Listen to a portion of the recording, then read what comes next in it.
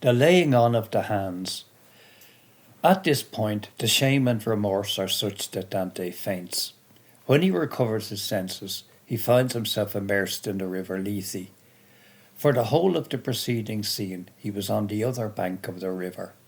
Now instead, he will leave the part where Beatrice was found, and this evidently represents his pardon. After the pardon in the Cathar ritual, the official takes the book and rests it on the head of the ordinand, and the Christians present place their right hands on his head. In the comedy, there is no book on his head, but the hands on the head by those present are.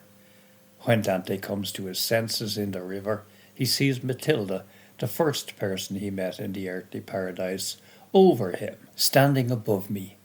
A little later he says, "The lovely woman opened wide her arms, she clasped my head, and then she thrust me under to that point where I had to swallow water."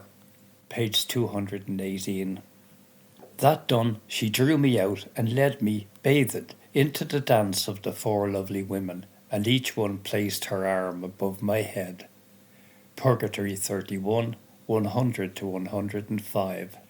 This is the laying on of hands. The scene is described almost completely in the following way.